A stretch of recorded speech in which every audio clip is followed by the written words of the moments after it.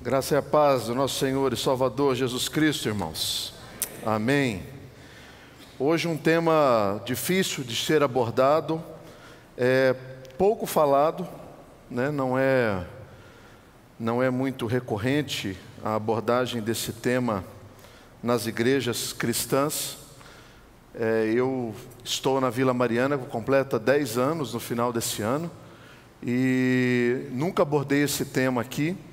E não lembro de ter sido abordado de maneira tão específica, né?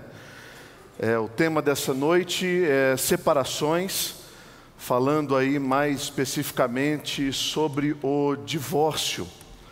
Eu sei que mexer nesse vespeiro é arriscado, porque não existe um consenso entre os pastores, não existe um consenso entre as denominações, não existe um consenso, às vezes, entre colegas do próprio ministério que estão trabalhando juntos.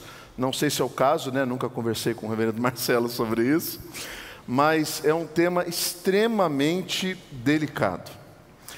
E eu queria começar a conversa de hoje falando de como que o divórcio, ele entra na nossa Constituição. Ele foi aprovado em 1977 e desde então ele é permitido por lei. As estimativas não são boas, porque a cada 3 pessoas, a cada 3 casais, pela estatística, acaba se separando. E talvez, né, no nosso meio, nós tenhamos muitas pessoas que passaram por essa situação. A média da durabilidade de um casamento no Brasil é de 14 anos. Então, eu completei 14 anos esse ano. Amor, estamos acima da média. Todas as vezes que ou eu ou Marcelo nós subimos aqui durante essa série de mensagens, nós falamos que, coincidentemente, nós estávamos passando por situações semelhantes. Então, para o alívio da igreja, nessa noite não é o caso. Amém? Amém. Não é o caso, né? De que maneira esse tema se torna difícil para ser tratado? Porque, de um lado, nós temos a seguinte realidade: nós temos a permissividade travestida de graça. Não se preocupe, separe, fique tranquilo, Deus é gracioso. Ele vai te abençoar, e você engata num primeiro, num segundo, num terceiro, num quarto, e vira aí a Gretchen Gospel, né? Que segundo aí as contagens, 17 casamentos. Ela diz que não, enfim, não nos interessa. Mas é a permissividade travestida de graça. É a percepção de que eu tudo posso naquele que me fortalece. E isso é um grande perigo. Agora, perigo igual é quando nós temos um outro lado, que é o legalismo travestido de fidelidade. Também é perigoso, porque desconsidera a graça de Jesus. E isso é de fato um problema. E a encruzilhada que eu estou é essa: existe uma terceira via? Existe um caminho em que se possa contemplar a fidelidade e a graça? Existe um caminho em que eu possa expor esse assunto, dizendo aquilo que João disse acerca de Jesus: e habitou entre nós, cheio de graça e verdade. Existe? Eu espero que sim. Porque é muito provável que nessa noite pessoas saiam daqui falando assim: nossa, que duro, o pastor pegou pesado. Lembrem-se, nós vamos olhar as Escrituras, e essa é uma interpretação minha, acompanhada de outros biblistas, de outros teólogos, de outros pastores. Então, antes de ser a minha opinião, é a interpretação da palavra de Deus. Ok? Tá bom? Quais são os posicionamentos existentes acerca desse tema? E esses 4 posicionamentos foram escritos em um livro, e me fugiu o nome do livro. São os seguintes: primeiro, não pode divorciar em hipótese alguma, e novo casamento também não. Esse é um posicionamento. Segundo, pode divorciar sim, mas novo casamento não. Terceiro, divórcio e novo casamento somente por vias de adultério e deserção. O que isso quer dizer? Divórcios que aconteceram porque um dos cônjuges ou abandonaram o lar ou foram o agente da traição. Aí é permitido um novo casamento. E uma quarta via, um quarto posicionamento: divórcio e novo casamento sob várias circunstâncias.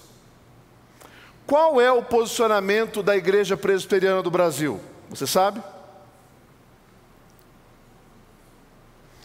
Nós acompanhamos a Confissão de Fé de Westminster, e nós cremos na terceira opção: divórcio e novo casamento por adultério ou abandono do lar. Na nossa confissão de fé, nós temos o seguinte: se porventura acontece um adultério durante o noivado, durante o contrato, que é como ela diz, dissolve-se. Não tem conversa, dissolve-se. Se acontece depois do casamento, lhe é permitido a separação, como se a parte infiel estivesse morta. Morreu. Tudo bem aí?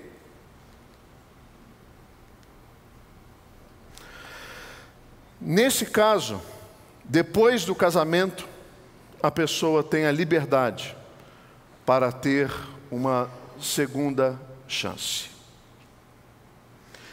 A Igreja Presbiteriana do Brasil adota essa postura como sendo uma orientação para os pastores e para a igreja. Então, quando você é pastor, quando você é presbítero, quando você é diácono, você concorda com isso. Porque você tem que dizer aqui na frente: você concorda com os símbolos de fé da Igreja Presbiteriana do Brasil? Sim. É isso que você concorda. Quando você se torna membro da igreja, isto é o que você concorda. Ah, pastor, mas eu não concordo. Mas se você é membro, você concordou. Sabendo ou não sabendo, você concordou. E é através dessa visão que nós vamos fazer uma análise de um dos textos em que fala sobre o divórcio de maneira muito clara e muito objetiva, não nos lábios de qualquer pessoa, mas nos lábios de Jesus. Nos lábios do noivo. Do noivo. É o noivo que vai falar. Mateus 19, versículo 3. É quando nós vamos, é o texto que nós vamos dedicar aí para a nossa leitura, a partir do versículo 3, nessa noite. 3 a 12. Você pode abrir a sua Bíblia ou você pode acompanhar a projeção do texto. Vieram a ele alguns fariseus e o experimentavam perguntando: é lícito ao marido repudiar a sua mulher por qualquer motivo? Então respondeu ele: não tendes lido que o Criador desde o princípio os fez homem e mulher, e que disse: por esta causa deixará o homem pai e mãe, se unirá à sua mulher, tornando-se os dois uma só carne? De modo que já não são mais dois, porém uma só carne. Portanto, o que Deus ajuntou, não separe o homem. Replicaram-lhe: por que mandou então Moisés dar carta de divórcio e repudiar? Respondeu-lhe Jesus: por causa da dureza do vosso coração é que Moisés vos permitiu repudiar vossa mulher. Entretanto, não foi assim desde o princípio. Eu, porém, vos digo: quem repudiar sua mulher, não sendo por causa de relações sexuais ilícitas, e casar com outra, comete adultério. E o que casar com a repudiada, comete adultério. Jesus, faltou 10 aí, eu acho. 10, deixa eu ler aqui.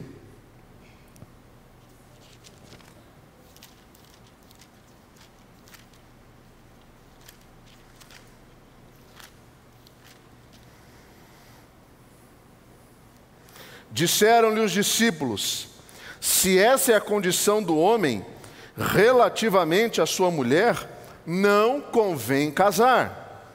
Jesus, porém, lhes respondeu: nem todos são aptos para receber este conceito, mas apenas aqueles a quem é dado.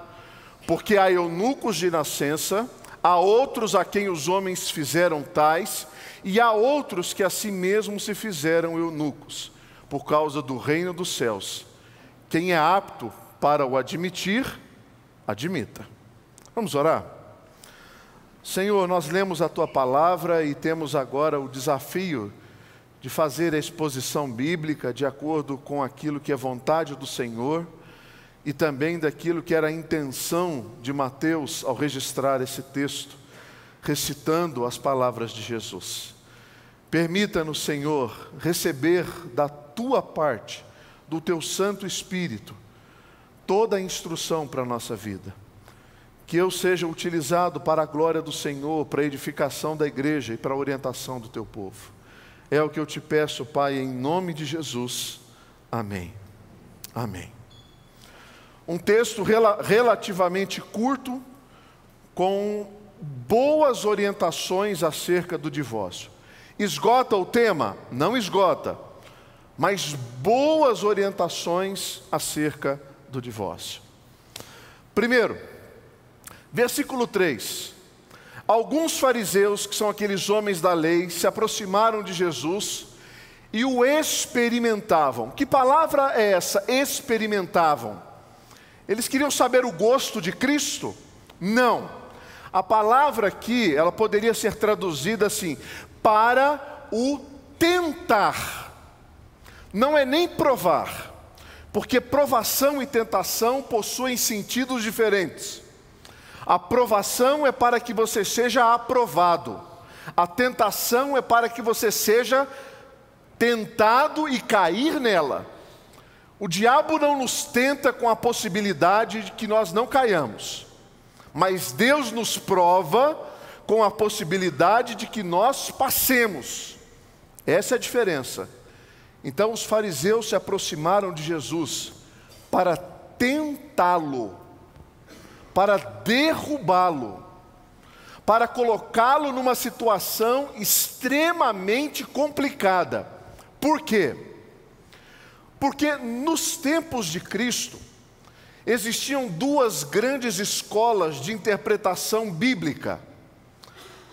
Uma delas propunha que o divórcio pudesse ser realizado de qualquer maneira.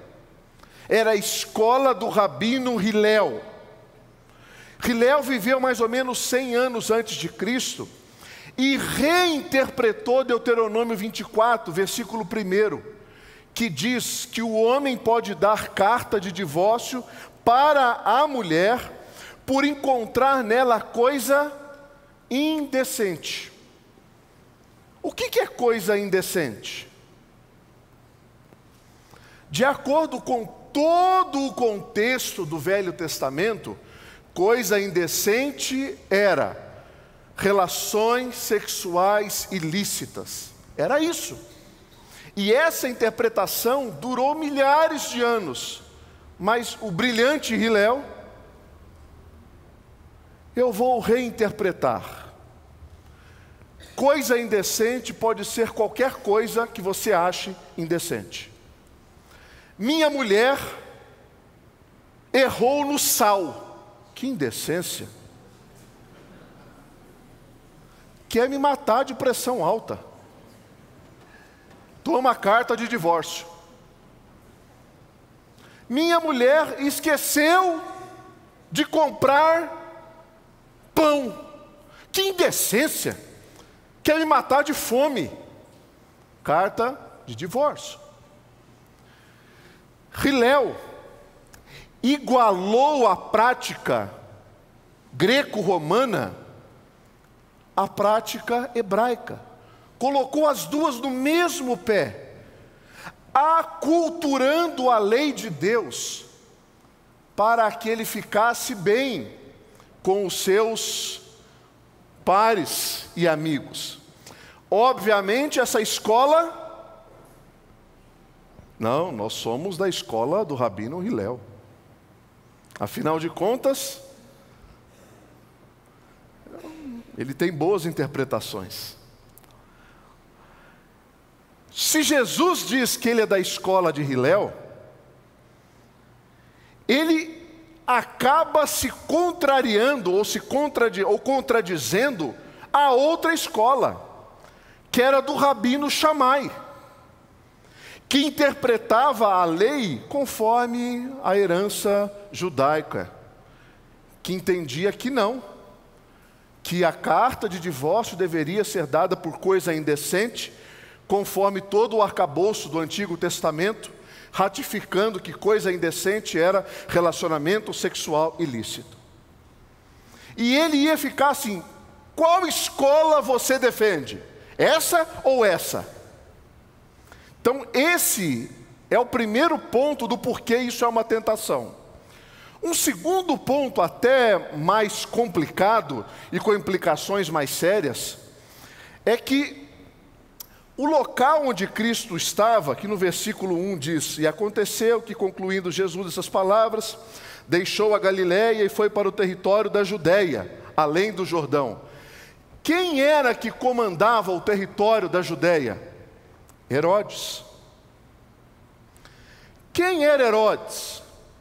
Herodes foi um louco que se casou com Herodias, sua cunhada,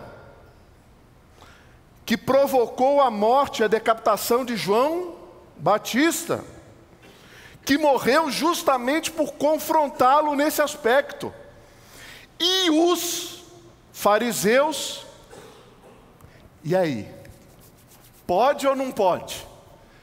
Divorcia ou não divorcia? Casa de novo ou não casa de novo? Queremos que você tenha o fim de João Batista. Responde, responde, vai, responde.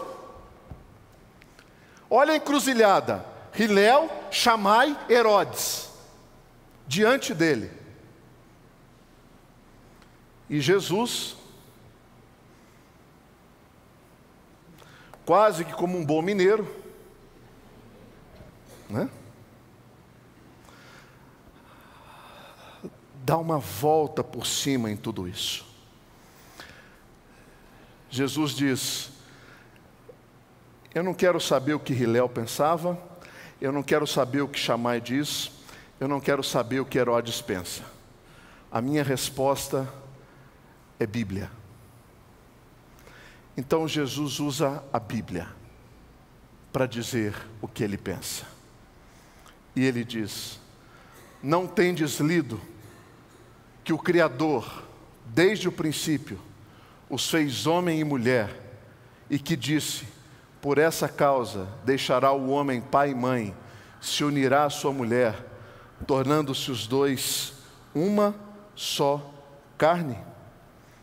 A primeira resposta de Jesus é: o que a Bíblia diz? O que a Bíblia diz? Eu não tenho interesse em saber o que o psicólogo diz, o que o sogro diz, o que a sogra diz, o que o pastor diz, o que o fulano de tal diz, o que a vizinha diz, o que a manicure acha, Não me interessa o que eles achem. Eu não estou preocupado com isso.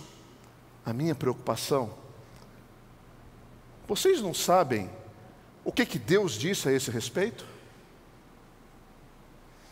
Esse era o nível de discussão que os fariseus estavam tendo com Jesus. Jesus pega essa discussão e põe aqui, ó.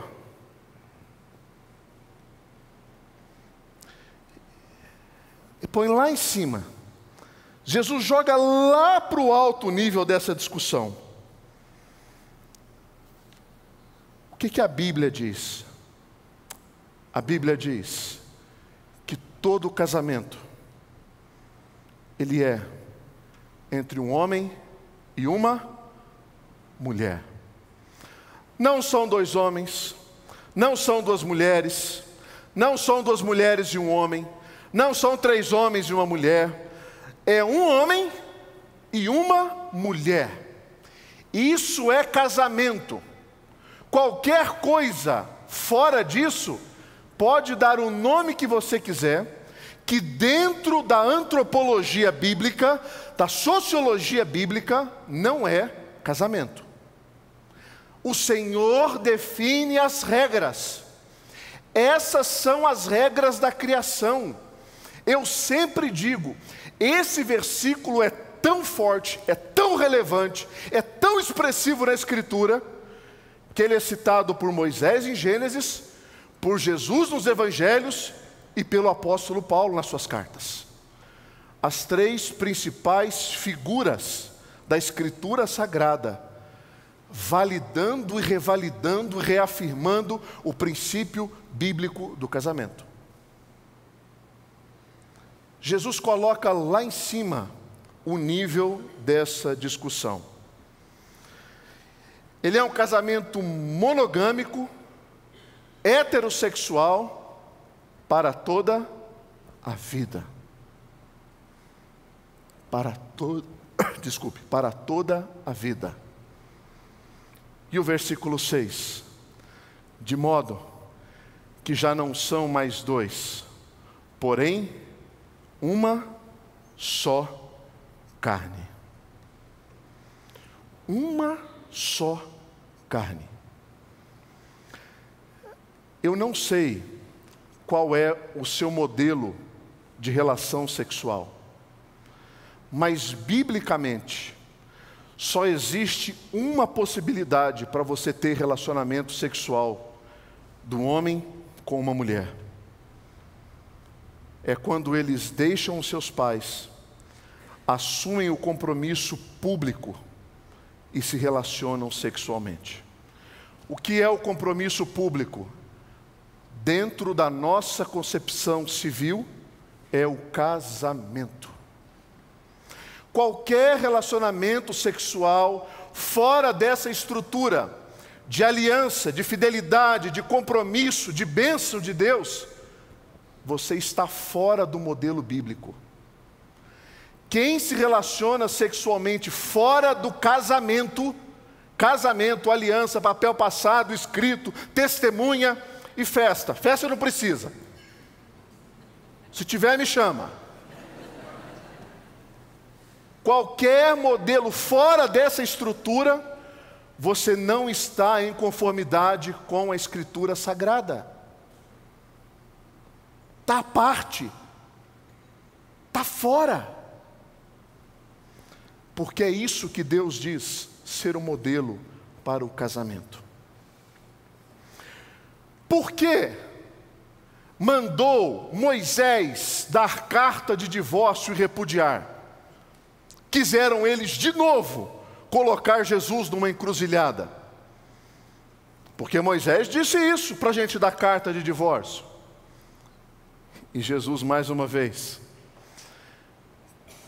pega essa bomba e diz assim: por conta da dureza do coração de vocês.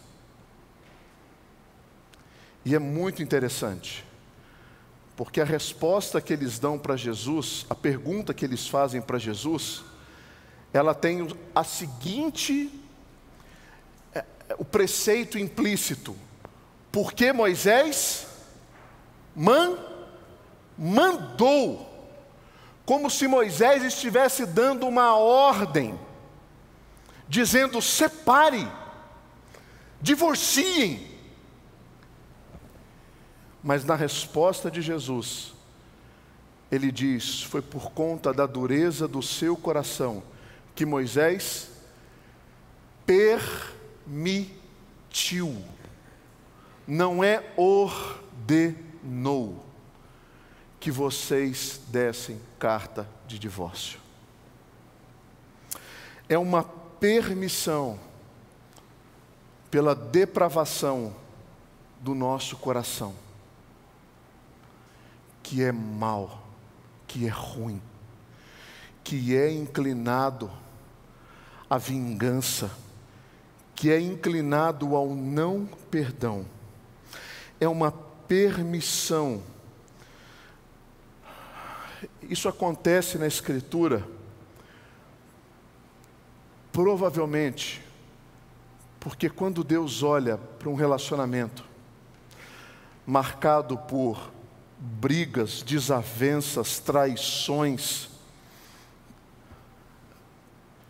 agressões físicas, verbais, emocionais, sexuais, pela misericórdia de Deus, o Senhor faz uma concessão para que haja um fim desse inferno e não um inferno sem fim.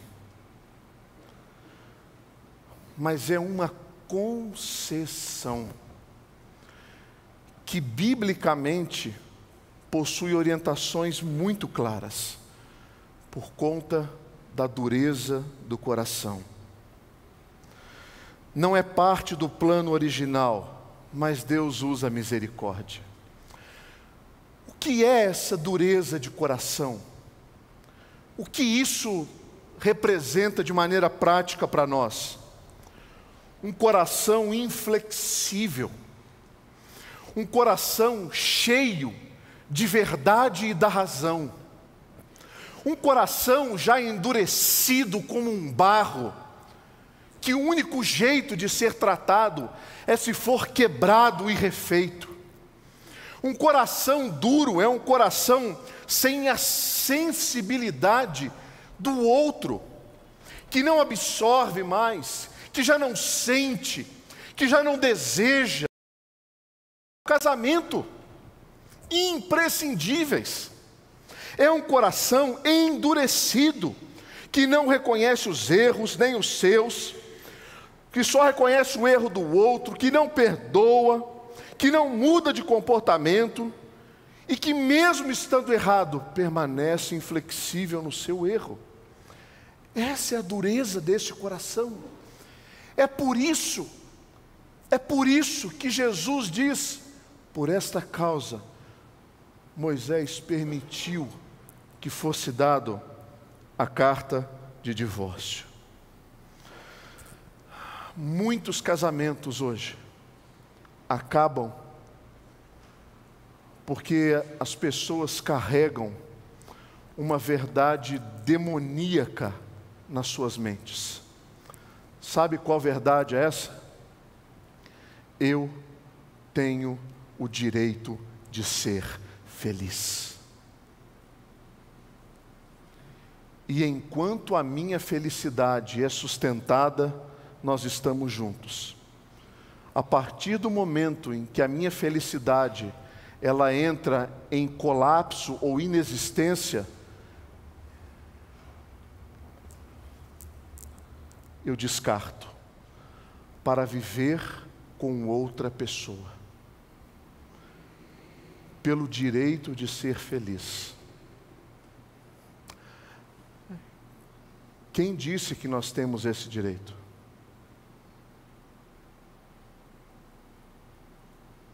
Nós não encontramos na Escritura Sagrada nenhum mandamento que nos dá o direito à felicidade. Nossa, pastor, mas isso é um pouco duro, né? É, claro que é. Os discípulos também acharam isso duro. Então, pastor, em quais circunstâncias, ou em qual circunstância, o divórcio ele é permitido? Em qual circunstância isso é permitido por Deus? Jesus diz: eu, porém, vos digo. Esse negócio de Jesus dizer, eu, porém, vos digo, isso é uma releitura de toda a lei, né? Toda vez que Jesus diz, eu, porém, vos digo, Ele está colocando em contrapartida, ouvistes o que foi dito, eu, porém, vos digo. E nesse caso, eu, porém, vos digo, quem repudiar sua mulher, não sendo por causa de relações sexuais ilícitas, e casar com outra, comete adultério. E o que casar com a repudiada, comete adultério. O que é esse colchetes ali? Esse colchetes significa que nos principais manuscritos bíblicos, essa passagem não se encontra. Ufa, então estamos livres, pastor. Não, porque se você abrir em Mateus 5,32, vai ter exatamente esta mesma passagem com a ausência de colchetes. Ou seja, sem colchetes. Então esse colchetes aqui para nós não faz diferença alguma nesse texto. Alguma. O que Jesus diz é: a única maneira, nesse texto, que o divórcio é aceitável é se há uma parte traída e essa parte traída, ela resolve pedir o divórcio, o outro é tido como morto e ok. Porque aquele que casar com a que cometeu adultério, está em adultério. Puxa, pastor, isso é duro, hein? É porque o casamento é coisa séria.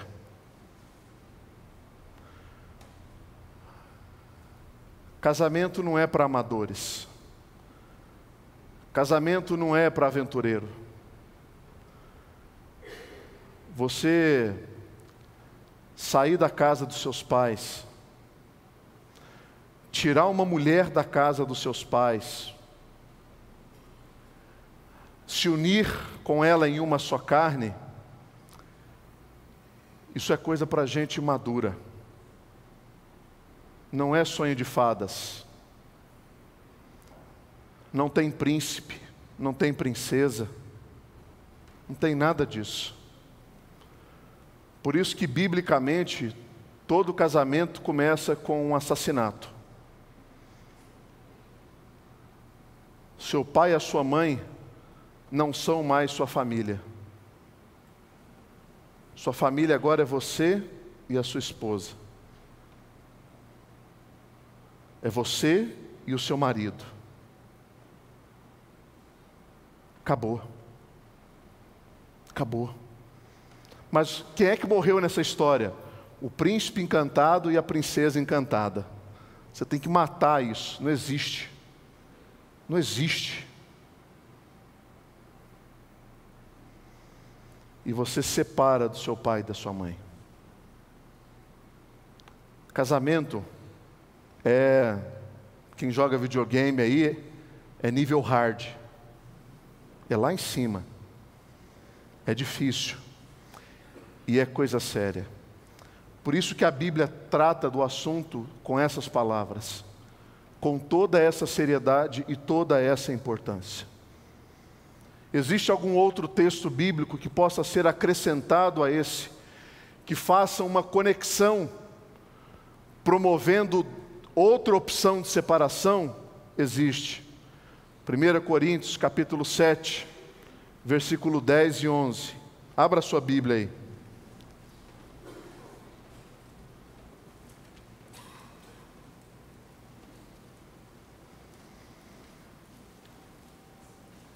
Primeira Coríntios capítulo 7, verso 10 e 11.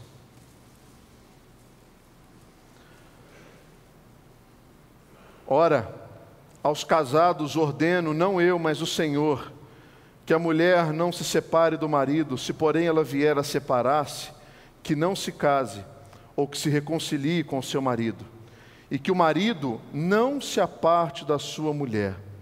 Aos mais, digo eu, não o Senhor, se algum irmão tem mulher incrédula e esta consente em morar com ele, não o abandone. Se a mulher que tem marido incrédulo e este consente em viver com ela, não deixe o marido. Porque o marido incrédulo é santificado no convívio da esposa, e a esposa incrédula é santificada no convívio do marido. Doutra sorte, os vossos filhos seriam impuros, porém agora são santos. Mas, se o descrente quiser apartar-se, que se aparte. Em tais casos, não fica sujeito à servidão, nem o irmão, nem a irmã. Deus vos tem chamado à paz. Se a parte do casamento incrédulo quiser se apartar, aparte. Você está livre. Isso é o que dentro da teologia reformada é chamado de abandono do lar.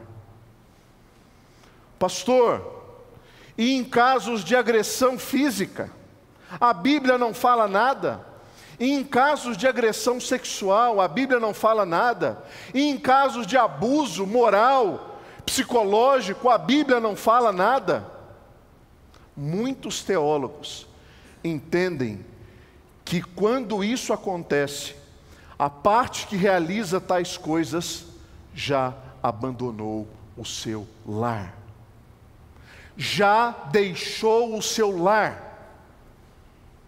Só está de maneira presente, mas completamente. E primeiro, se alguém nessa igreja ou alguém ouvindo essa mensagem sofre abuso físico, agressão, primeiro denuncia e depois você larga esse pilantra, porque certamente ele não é digno de estar ao seu lado.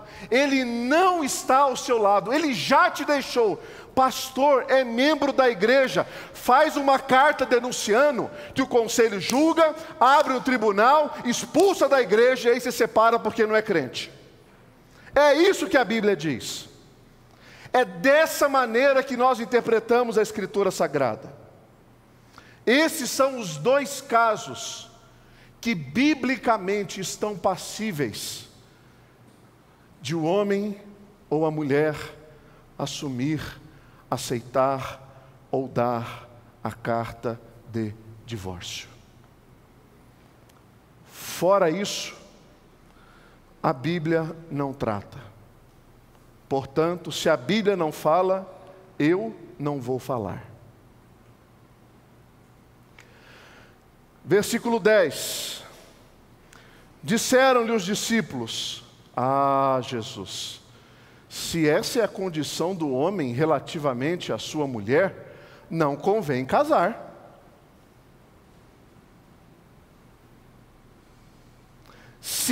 Se eu não posso dar uma carta de divórcio porque ela não passou minha camisa, não convém casar.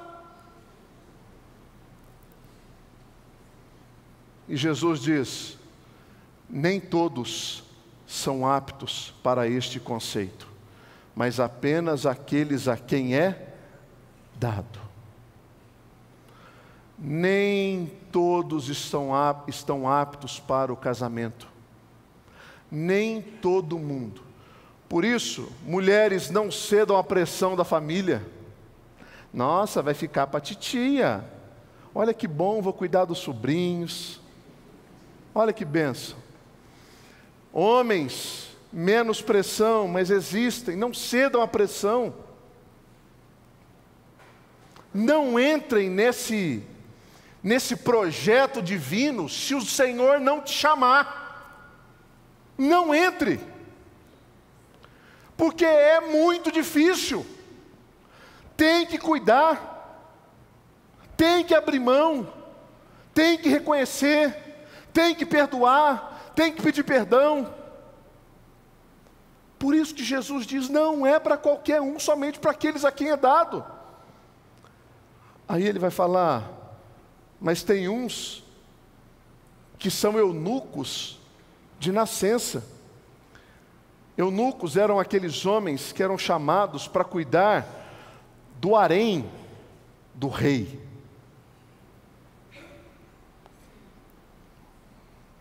Você vai botar raposa para cuidar de galinheiro? Não dá. Você vai escolher, você vai procurar quem? Os de nascença. E aí? Tem voto de castidade?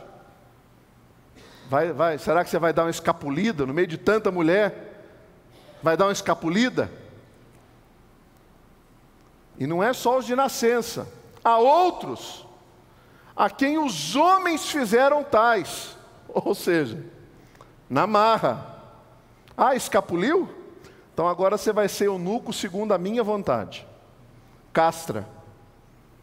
Não era castração química, física. E há outros que a si mesmos se fizeram eunucos por causa do reino dos céus. Eunucos por causa do reino dos céus. Na história, nós temos Orígenes. Orígenes viveu no século II, primeiro. Orígenes, para dedicar a sua vida ao Senhor, ele se emasculou para poder dedicar a sua vida a Deus.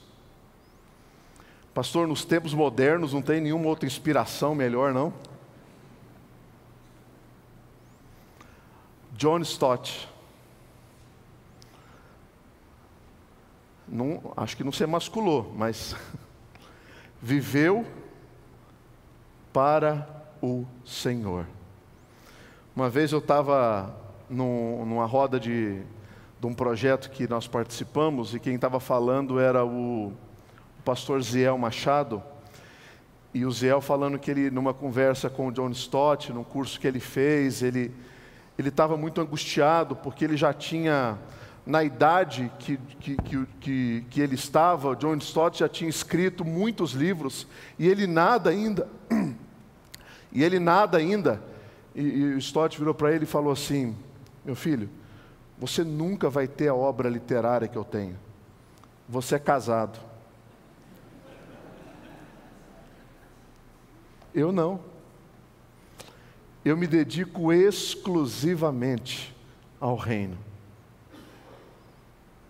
É alguns.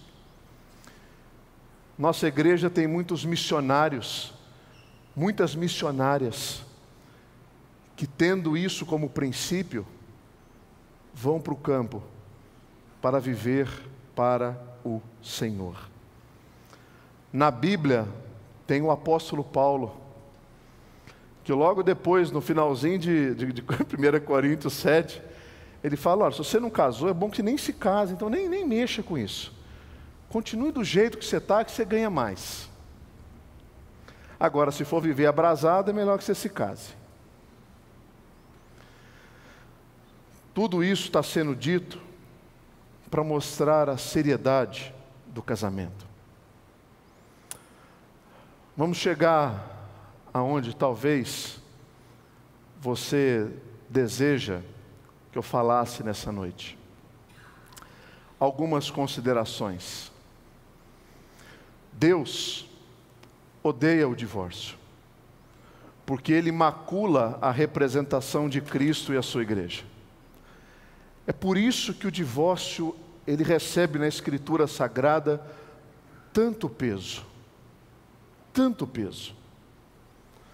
Porque Cristo é representado como noivo e a igreja como a noiva. Deus ama o pecador. Por isso, ele entregou Jesus para que ele fosse redimido e restaurado. Não tenha o divórcio como uma opção para você, a menos que ele se encaixe nas duas perspectivas que foram tratadas por Jesus e por Paulo. Se você está pensando em se separar por motivo que não seja adultério ou abandono, esteja ciente de que, biblicamente, os seus próximos dias serão sozinho, sozinha. Essa é a orientação bíblica. Fora esses casos, você quer se separar, que não se case. Ah, pastor, é duro demais. É duro, mas é a orientação.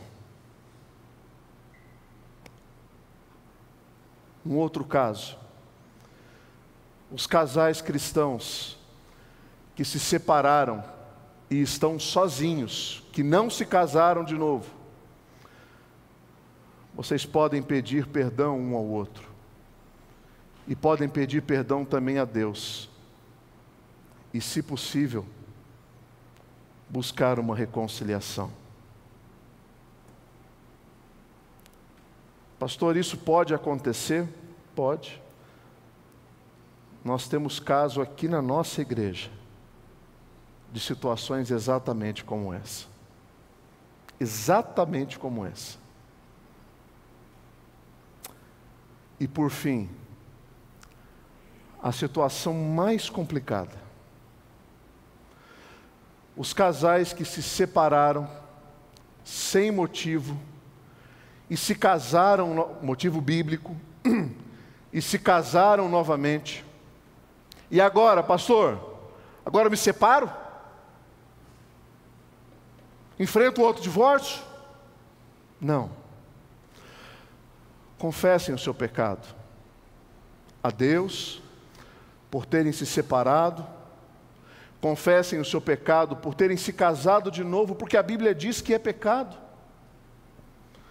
E sinceramente arrependidos, desfrute do perdão de Deus nesse novo momento da sua vida. Olhe para frente. É graça de Deus. É graça de Deus.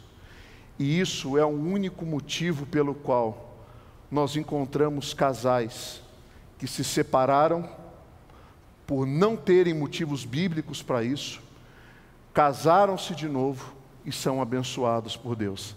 É graça de Deus. Não é regra, é graça de Deus. É isso que o Senhor faz. Pastor, e a resposta? Deus me abandona? Não. Não abandona. Talvez carregar o fardo de uma experiência fracassada de um relacionamento seja o maior peso que você leve ao longo da sua vida, por ter depositado ali seus sonhos, recursos, seu tempo e talvez os melhores anos da sua juventude. Bola para frente, olhe para o alvo, é graça de Deus. Mensagem difícil, dificílima. Mas eu espero sinceramente ter exposto com a maior fidelidade possível um tema tão complexo e às vezes tão à margem dos nossos púlpitos, escolas dominicais e das tratativas da nossa igreja. Não dessa igreja, da nossa igreja como um todo. Que Deus, pela sua graça, derrame sobre nós de maneira abundante, para que a gente viva para o louvor do seu nome. Amém.